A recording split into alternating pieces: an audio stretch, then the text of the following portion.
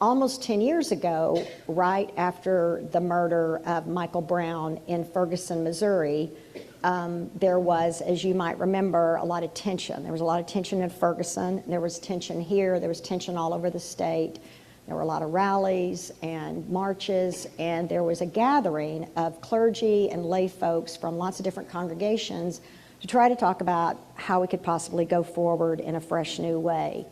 And one of the people who was on that panel was Amy Hartsfield, who some of you know. She served on the school board. She's a community leader, a pastor, and I'm really fortunate that she's a very good friend of mine. She's like 10 years older, and she's a great confidant. I can go sit on her porch, and she kind of gives me wise advice on everything from being a pastor to being a parent.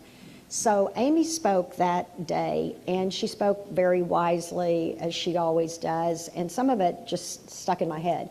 And she told of an incident that had just happened that week or so with their daughter, Wallace and Amy's daughter. Many of you know Wallace Hartsfield, of course, well-known pastor and his father in town. Their daughter was coming home from work. She worked at the Ford plant at Clay Como, and it was about 3 or 4 in the morning. And she was in her car all alone, nobody else on the street, nobody else on the highway. And then a police car started following her. And she called her mother because she was afraid. And her mother told her, you know, just be calm, just breathe. And so she kept driving, and the police car kept following her. And then after a few minutes, the police car put the lights on and pulled her over. And the way Amy told the story, you know, you could hear her daughter's heartbeat because she was alone, she was defenseless, she was vulnerable. And the police officer got out of the car and started walking towards her. And then you could see that he was young, and he was white, looked kind of like a rookie, and you could hear his heart beating. And he got up to the car, and he said to her, I just stopped you because your tail light was out, and I wanted to be sure you knew so that you could get it fixed and you could be safe. And Amy went on to talk about how we don't even know how to talk to one another anymore. I mean, we've gotten so afraid sometimes to just have a basic conversation. And I don't remember everything she said, but she went on to talk about what we really need to do now is have what she called conversations of valor. That's what's needed. Brave, honest, direct, truthful conversations. And that phrase, conversations of valor, has just stuck with me. And a couple of years later, I was in Columbus. Eden had just graduated. My daughter just graduated from college, and she was working on a campaign for 2016. And I heard this interview on public radio that I've never been able to find again, which was, again, a remarkably wise person. She was like an engineer or IT, something like that at her firm, but she was one of the few African-American people in her company, and so she was always getting put on the diversity committee. So she finally just decided diversity was going to be her work. And in this interview, she talked about building teams, and she said, when it comes to picking white people to be on the team, I'm not looking for allies. She said, I'm looking for accomplices. She said, I'm looking for people who know they're complicit, who know that in a country born in white supremacy and steeped in white supremacy, that if you're white, you just have a lot of advantages, right? They're just in the air, they're in the water, you know, and most of us, to be honest, aren't lining up to get rid of those advantages. You know, that's just the truth. And James Baldwin, who wrote in the 20th century, he put it this way: the trouble that we are in is deeper than we like to think, because the trouble is in us. And Eddie Glaude, who teaches African American studies at Princeton, went on to write about Baldwin. And he said the thing about Baldwin was that he knew before you could talk about the messiness of the world, you have to talk about the messiness inside yourself. And Glaude, this is an excellent book, Begin Again, James Baldwin, America, and its urgent lessons for our own. But Glaude went on to talk about how he avoided James Baldwin. He was in college and graduate school, and all the other students in African American studies or religion were reading Baldwin. But he didn't want to, because he knew that it would open up so much pain in himself. So just to review, you know, because you probably read some James Baldwin in high school or college English or something. He was born 100 years ago, 1924. Baldwin was born in Harlem. He was the oldest of 9 children, single mother, very poor. And then his mother married an itinerant preacher who was a harsh man and who was harsh to James Baldwin, called him ugly and stuff like that. And he also knew, of course, that the racism that his stepfather dealt with, was very hard on him.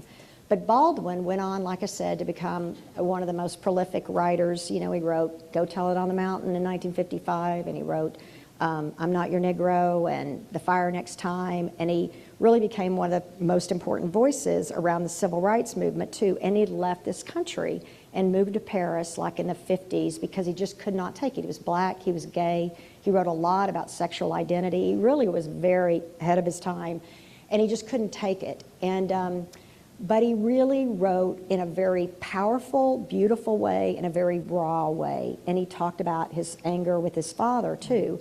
So Eddie Glaude came along and felt like he really couldn't even read him because he had his own struggles with his father. His father was one of the most remarkable people he'd ever known. He was one of the first black male men in the South. He bought a house in a neighborhood where he wasn't supposed to. But his father, with his own rage and anger, could just terrify Eddie. He could look at him with just a stare, and it just made him frightened. His sharp tone made him cry. So he kind of basically left home to go to college and just to try to get a distance from that. But he said then when he started reading Baldwin, it really made him go to the pain that was deep inside himself and look at himself. And look at how, what Baldwin says, the lies build on themselves. And for James Baldwin, the biggest lie was the white supremacy of this country. The biggest lie was the whole idea that all men are created equal, except these people are our slaves, right? And so Baldwin never let that lie go. But Baldwin was also a person who believed deeply that the point of going inside wasn't to stay inside. The point of going inside was to go to the exterior. It was to be an agent of change. And even though he saw these horrible things, even though he traveled largely through the South and saw, kind of what he called, the backlash against the civil rights movement, he never lost his hope. He talked about this photograph that stuck with him and made him realize he had to come back from being out of the country. And it unfortunately was a very normal photograph, but it was the photo of the year in 1957. It was a young woman, Dorothy Counts. She integrated the schools in Charlotte, North Carolina. She's this beautiful young woman, 15, tall, striking, perfect dress, perfect hair, perfect everything, 300 white kids spitting on her, calling her names, throwing rocks. And she made it 4 days. I mean, there was so much brutality in the school. Not a teacher, not a principal. The superintendent said, I don't even know anything's going on at the school. So she dropped, and when Baldwin saw that picture, he decided he had to come home from Europe. So he saw all of this, but he never lost his hope in this country. He had this incredible love and this incredible rage, like mixed together in his writing. And as Glaude said, he never gave up on his fundamental belief in the sacrality of human beings, the sacredness that every single person was made in God's image, right? We were all totally made in God's image, that every single person was absolutely precious and valued. And so Baldwin believed that the old America was dying, it was gonna die, and a new America was to be born. And our role was to be midwives, that all of us were called to give birth to this new country. And he said, the truth is, though, it's messy work, and we'll be clumsy midwives. But he said, the most important thing is you can't abdicate your responsibility to bring this new world. You have to do everything you can to bring it into being. And listening to Baldwin, of course, you can't help but think of, and again, he was a Pentecostal preacher, so he understood the scripture, the midwives in the book of Exodus, as we just heard. The Pharaoh tells them, if it's a little boy, kill him. And they don't do that. They resist. They are resistors. They resist the lie. And they bring the baby boys into being. And so then, of course, Moses is born, and they spare Moses. And then remember the story, what goes on to happen? Moses' mother, the scripture tells us, she hides him for 3 months till she can't hide him any longer. And then she takes him, she makes a basket. The Hebrew is really an ark. She makes an ark for her son. And then she puts the little baby in the ark in the Nile River. And then remember who is watching on the bank? His little sister, or his big sister Miriam, and she's watching, and she sees her little baby brother there in the ark. And then Pharaoh's daughter, I mean, at this point, it's like a Disney movie. Pharaoh's daughter comes down with her servants to get in the water and bathe, and they see the precious little baby and decide to take him home. And then his little sister comes over and says, hey, do you need a nursemaid for that baby? I know a Hebrew woman who could do that. So then the mother, so it's just like comic, right? So this little baby goes from the womb to the Nile River, back to the mother's breast. So it's this community of resistance. These women are going to friggin' resist the evil, right? And so like in Baldwin's idea, that's what we're called to do. But our work is cut out for us. Because what Glaude says is that every time the new America is just about to be born, right? Reconstruction, what happened, Jim Crow, Civil Rights Movement, what happened, mass incarceration. Every time the new baby is about to be born, the umbilical cord of white supremacy wraps itself around the baby's neck. So, that's kind of what I talked about Thursday night. We got to cut those cords. We got to cut the cords of racism and sexism and heterosexism. We got to stand up to this crap about trans kids. We have got to cut through that, right? We've got to stand up for this ridiculous military-industrial. Why are we dropping bombs on people and then dropping food on them? I mean, it's like there's got to be a way, folks, in which we say we have built an economy around death, around guns and stuff. Our kids don't have the schools they need. Elderly people don't have. We've got to resist it, right? But it's also because what Baldwin would say is you can't just go to the exterior. You have to go to the interior too, right? You have to look at yourself too and say, what is the culture of death I'm a part of?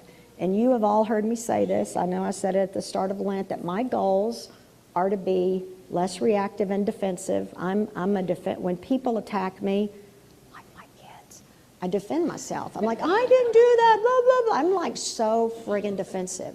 I'm 61 years old. Like, how long am I gonna keep doing that? I mean, really, at some point you gotta say, I'm done, I can't be that. I gotta let go of that. And then I'm way too, I hate to say hopeless, but I don't wanna watch you-know-who on the TV anymore. I don't wanna hear anything more about any more trials.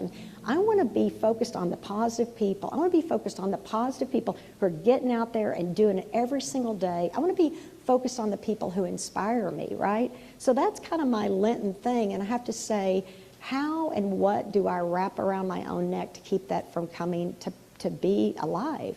And what I really believe, and what I like about this passage so much, is that it takes a community to resist. This is a culture that teaches us to be afraid of one another, right? It's a culture that teaches us lies, like James Baldwin's stepfather told him he was ugly. It teaches us that we're not okay as we are, like we need to change our identity or this or that. And when we're in a community like these women of resistance, and when we speak the truth about what we want, we can encourage one another. It was almost 50 years after Dorothy Counts walked into that high school. And a guy, Woody Cooper, he was one of the people in the photograph. That photograph comes back up in the Charlotte Observer every few years. And there's a picture of this beautiful woman and these boys and men just spitting on her, throwing. And he was in that photograph. He wasn't spitting, but he was standing by. And he was in a Sunday school class at the Assurance United Methodist Church. When his Sunday school teacher said, does anybody have something they regret? 50 years. And he put his hand up and he said, Dorothy Counts. And he found her email and he reached out to her and he said, I'd like to meet so that I could ask you for forgiveness. So they met at lunch. He asked her for forgiveness and she said, I forgave you a long time ago. She said, but we can do something now for our children and grandchildren. So the two of them started going around and speaking at schools in Charlotte and speaking in churches and all that. He just lived a few more years. He died when he was 70. She was by his bedside. She was at the funeral. But Glaude ends his book by going back to Alabama, back to the South where he was from. He goes to those newer museums that Brian Stevens has started with Equal Justice Initiative. One's about slavery, one's about lynching. Just incredibly painful but true stories. And Maya Angelou has a quote on the side of the museum, and it says, history, despite its unflinching pain, cannot be unlived. History, despite its unflinching pain, cannot be unlived. but when faced with courage, need not be lived again. When faced with courage, need not be lived again. Is that not the most beautiful, hopeful thing? Is that not what we need for our country? Is that not what we need for our lives? We can just today be a new person, can't we? Do it in a new way. So God calls us this Lent to give birth to the new Holly, to the new country, to the new all of us, to do the messy work, to know we'll be clumsy at it, but to move forward, as James Baldwin said, so we can begin again. Amen.